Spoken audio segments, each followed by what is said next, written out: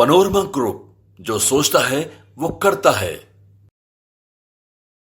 Bharat live देखिए, बिहार में सब कुछ ठीक नहीं है। आपको बता दें कि सीटों के बंटवारे से लेकर के मंत्रिमंडल विस्तार को लेकर तमाम जो कयास और कवायद अब देखे जा रहे हैं एनडीए की सरकार की तरफ से, वो काफी परेशान करने वाले हैं। आपको मालूम है कि मुख्यमंत्री नीतीश कुमार विलायत गए हुए हैं और उनके पीछे अब ये कहा जा रहा है कि सीटों का बंटवारा भाजपा ने लगभग तय कर लिया है अपने घटक दलों को लेकर के, क्योंकि जो घटक दल हैं वो काफी भाजपा को परेशान कर रहे हैं। आपको बता दें कि तमाम जो दावेदारियां बीजेपी की तरफ से की गई है कि इस बार 400 बार, इस उन चीजों को लेकर के भाजपा जो है वो काफी एक्टिव है, क्योंकि उसे जो 400 पार का जो नारा भाजपा ने दिया है, कहीं ना कहीं उसको मुकम्मल करना है। और जिस तरीके से भाजपा ने हुकूमत को बरकरार रखी है, आने वाले लोकसभा चुनाव में भी उसकी नजर में वही हुकूमत है जिसे उसने अभी तक कायम रखा है। लेकिन जो कहा यह जा रहा है कि एनडीए के अंदर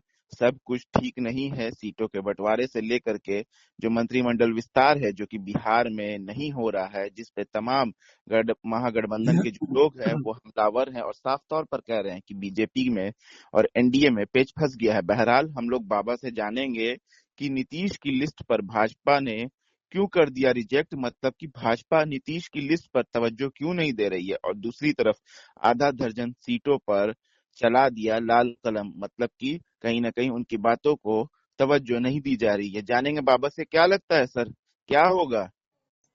देखिए बस नीतीश कुमार के सामने भारतीय जनता पार्टी हमेशा बौना साबित होती है। जब जब नीतीश कुमार सामने होते हैं तो भारतीय जनता पार्टी को ऐसा लगता है कि नीतीश कुमार कोई फैसला न कर दें, क्योंकि नीतीश कुमार ने भारतीय जनता पार्टी को कई बार सत्ता से बाहर किया है। चाहे वो 2013 की बात कर लें या फिर 2022 की बात कर लें। नीतीश कुमार ने लगातार भारतीय जनता पार्टी को यह एहसास दिलाया है कि अगर बिहार में आपको टिके रहना है, सत्ता में बने रहना है और बिहार की सीटें आपको चाहिए, तो आपको नीतीश कुमार का साथ देना पड़ेगा और नीतीश कुमार के साथ ही रहना पड़ेगा। यही कारण है कि नीतीश कुमार लगातार डोमिनेट करते आ रहे हैं। चाहे वो आपको याद होगा कि 2013 में जब अलग हुए थे, 2014 वाला मामला को छोड़ दिया जाए, हालांकि उसमें भी भारतीय जनता पार्टी 39 और 40 नहीं जीत पाई थी, 32 सीटें जीत पाई थी। और तब रामविलास पासवान की 6 सीटें भी उसमें आप जोड़ लीजिए, क्योंकि रामविलास पासवान और उपेंद्र कुशवाहा मिल करके 9 सीटें लेकर के आए थे। यानी 32 में से आप 9 सीटें घटा दीजिए तो आपको पता चल जाएगा कि क्या स्थिति रही होगी। निश्चित रूप से भारतीय जनता पार्टी अपने दम पर 20 से ज्यादा सीटें नहीं जीत पाएगी, और वो भी बहुत अगर अच्छी परिस्थिति हो तब। तो क्या नीतीश कुमार इतना जरूरी है कि भारतीय जनता पार्टी उनकी बातें मान ले? अब इस बात को समझने के लिए आपको समझना पड़ेगा कि जब नीतीश कुमार इतने जरूरी थे तभी तो उनको लेकर के आया गया। बिल्कुल। तो भारतीय जनता पार्टी करेगी क्या? क्योंकि पहले से ही वो कई लोगों को अपने साथ रख चुकी है और उनसे वादा भी कर चुकी है। तो एक बात तो पक्का है कि चिराग पासवान के साथ बहुत ज्यादा झमेला नहीं है, क्योंकि चिराग पासवान अपनी जीती हुई जो 2014 और 2019 में सीटें हैं, उन्हीं सीटों में से मांग रहे हैं। उनका झमेला जो है चाचा भतीजा वाला है। तो यहाँ बहुत ज्यादा इन्फ्लुएंस नहीं नजर आ रहा है। लेकिन चूंकि नीतीश कुमार आ गए हैं एनडीए में, तो पशुपति कुमार पारस ने भी अपना स्क्रू जो है थोड़ा टाइट करना शुरू कर दिया है।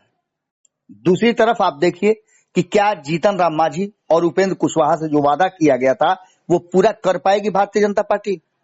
हम ये बात इसलिए कह रहे हैं कि आप समझिए, नीतीश कुमार ने स्कॉटलैंड जाने से पहले क्या किया है, तो वो लिस्ट सौंप दी है जो उनके 16 जीते हुए सांसदों की है। उनका कहना है, उनकी पार्टी की तरफ से जो बयान आए हैं आधिकारिक, उसमें कहा यह जा रहा है कि वो किसी भी सीट पर कोई समझौता नहीं करेंगे और 16 से कम सीटें नहीं लड़ेंगे। तो फिर क्या होगा? क्या भारतीय जनता पार्टी अपनी सीटें जीतन राम मांझी और उपेंद्र कुशवाहा को देगी? ये संभव नहीं लगता है, क्योंकि उपेंद्र कुशवाहा जिस सीट पे चुनाव लड़ना चाहते हैं और भारतीय जनता पार्टी ने जिस सीट पर चुनाव लड़ने के लिए उनको ग्रीन सिग्नल दिया था, वो काराकट है जी।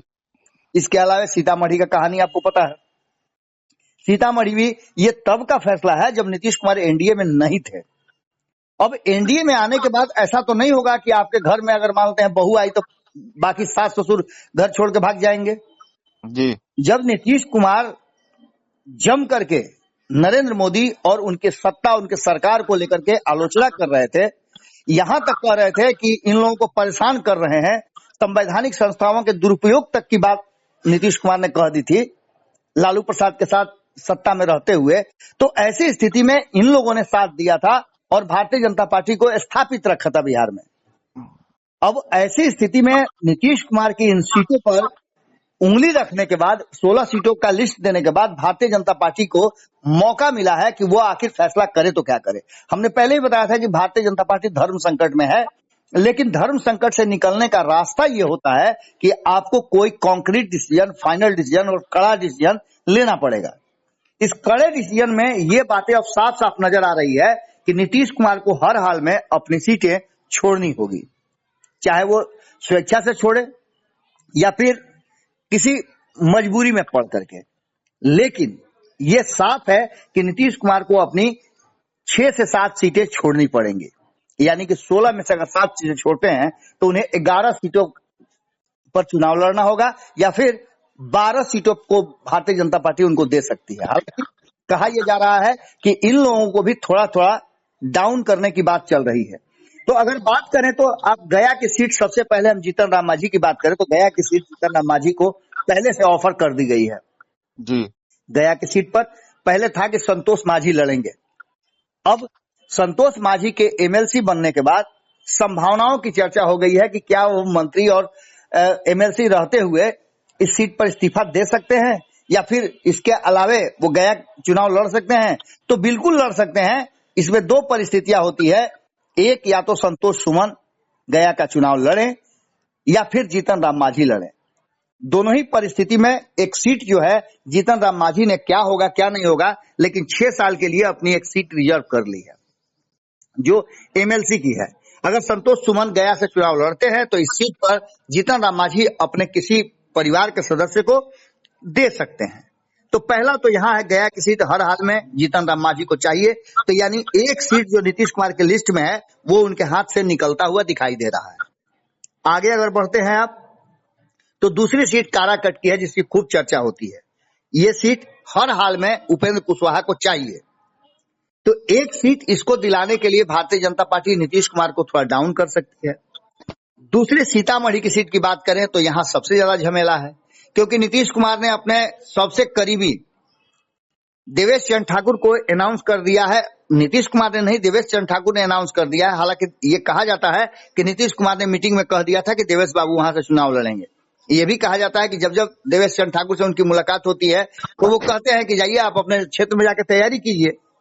तो एक सीतामढ़ी की सीट जो है यहाँ पे फंसा हुआ है, क्योंकि यहाँ 3 लोग चुनाव लड़ना चाहते हैं। यहाँ उपेंद्र कुशवाहा भी लड़ना चाहते हैं, जमकर तैयारी कर रहे हैं। अब तक 3-4 मीटिंग वहां सीतामढ़ी में कर चुके हैं, सभाएं कर चुके हैं। वहां लगातार माधव आनंद अपनी रेकी कर रहे हैं। इसके अलावे इस सीट पर भारतीय जनता पार्टी भी अपना दावा कर रही है, क्योंकि आपको पता होगा कि राजनाथ सिंह माफ कीजिएगा रक्षा मंत्री जब सीतामढ़ी गए थे तो उन्होंने कहा कि यहाँ कमल खिलेगा जी। तो उसके अलावे इस पर चिराग पासवान की भी नजर है कि अगर कोई सीट इधर उधर होता है तो इस सीट पर भी उनका होगा। इसके अलावे वाल्मीकि नगर की सीट, इस सीट को लेकर के जहां आपको पता है कि उपेंद्र कुशवाहा की भी नजर है, तो वहीं इस सीट पर लोक जनशक्ति पार्टी की भी नजर है, जो रामविलास लोक जनशक्ति पार्टी रामविलास है। इसके अलावे सुपौल की सीट है जहां पूरी तरह से पहले ही भारतीय जनता पार्टी ने जो सर्वे किया था उस सर्वे में जो वर्तमान सांसद हैं उनका ग्राफ बहुत नीचे था। आपने सर्वे रिपोर्ट भी देखा होगा, कई सर्वे रिपोर्ट में स्थिति बहुत विकट थी। तो ऐसी स्थिति में भारतीय जनता पार्टी भी नहीं चाहेगी कि जो सीट नीतीश कुमार लड़े वो हारे, क्योंकि अंततः उस हार का खामियाजा नरेंद्र मोदी के कुर्सी को झेलना पड़ेगा। तो यहाँ भी सुपौल में भी लगता है कि नीतीश कुमार को मौका नहीं मिलेगा और यहाँ से उपेंद्र कुशवाहा के जो उम्मीदवार हैं उनको तरजीह दी जा सकती है, बैद्यनाथ मेहता को। इसके अलावे आप जहानाबाद की बात करें तो जहानाबाद के सीट पर भी जो वर्तमान ग्राफ है वो काफी नीचे चल रहा है, और इस ग्राफ को लेकर के आप समझ लीजिए कि ये भी सीट नीतीश कुमार से जाती हुई दिखाई दे रही है, क्योंकि यहाँ भी जो वर्तमान सांसद हैं चंद्रेश्वर प्रसाद चंद्रवंशी, उनका ग्राफ बहुत नीचे है और कई सर्वे रिपोर्ट में यहाँ लोक जनशक्ति पार्टी के उम्मीदवार सबसे ऊपर चल रहे हैं, चितरंजन कुमार। इसके अलावा अगर भागलपुर की बात करें और सिवान की बात करें तो ये दोनों सीट भी नीतीश कुमार के हाथ से भारतीय जनता पार्टी लेना चाहती है। इसके बदले में भले ही दूसरी सीट कोई दे दे, लेकिन ये दोनों सीट भी नीतीश कुमार के ग्राफ में सबसे नीचे चल रहा है। यहाँ के सर्वे के हिसाब से भागलपुर में आपने देखा होगा, एक दिन पहले ही अजय मंडल जो वहां के सांसद हैं, उन्होंने कहा कि नहीं भाई, हम किसी भी कीमत पर सीट नहीं छोड़ने जा रहे हैं, हमको पार्टी ने तैयारी करने के लिए कह दिया है। लेकिन एक तरफ जहां गोपाल मंडल इस बात को लेकर के पूरी तैयारी कर रहे हैं, तो वहीं आपने देखा होगा शाहनवाज हुसैन को लेकर के भी भारतीय जनता पार्टी एक मुस्लिम उम्मीदवार को खड़ा करना चाहती है और ये भागलपुर की सीट उसके लिए रिजर्व रखा जा रहा है। तो वहीं सिवान की बात करें तो यहां भी झमेला खूब है। और अगर भारतीय जनता पार्टी मंगल पांडे को एमएलसी नहीं बना रही है तो वो करेंगे क्या? क्या सिवान की सीट पर वो चुनाव लड़ेंगे या फिर वहां पर मिथिलेश तिवारी को मौका दिया जाएगा? क्योंकि इस बार ब्राह्मणों की सीट खाली हो रही है। एक सीट तो आप देखिए कि बक्सर की अश्विनी चौबे के हाथ से जा रही है, तो उसके लिए भी कोई इंतजाम भारतीय जनता पार्टी को करना है। भारतीय जनता पार्टी का एक और कहना है कि जातीय समीकरण, चाहे वो भाजपा हो या भाजपा के अलायंस पार्टनर, सबको बरकरार करके रखना है। सही संख्या में, सही अनुपात में जो बिहार में जातीय गणना कराई गई है, उसके अनुपात में ही सीट शेयरिंग का समझौता और सीटों पर उम्मीदवार खड़े किए जाएंगे। ऐसी स्थिति में साफ नजर आता है कि भारतीय जनता पार्टी ने नीतीश कुमार की लिस्ट पर लाल कलम चला दिया है, क्योंकि पूरी रात मीटिंग होती रही चिराग पासवान से और इसके बाद उपेंद्र कुशवाहा को भी दिल्ली बुलाया गया है। तो वहीं जीतन राम मांझी और संतोष सुमन भी दिल्ली के लिए रवाना हो रहे हैं। यानी कि नीतीश कुमार के एब्सेंटी में लाल कलम चला करके भारतीय जनता पार्टी ने अपना इरादा साफ कर दिया है कि वो इन तीनों को छोड़ना नहीं चाहते हैं। सर, एक सवाल जो है वो बीते दिन देखने को मिला है कि बैठकों का दौर चल रहा है। भाजपा भी नीतीश कुमार के जाते के साथ ही काफी एक्टिव हो गई है और कहीं ना कहीं ये चीज जो है, जो सीटों का बंटवारा है या मंत्रिमंडल का विस्तार है या घटक दलों को एक साथ एक जगह लाना है, इन तमाम चीजों को लेकर के बार बार बिहार ही में बैठकों का दौर चल रहा है, क्योंकि बाकी सब जगह भाजपा की तरफ से लिस्ट जारी हो गई है उसके उम्मीदवारों की।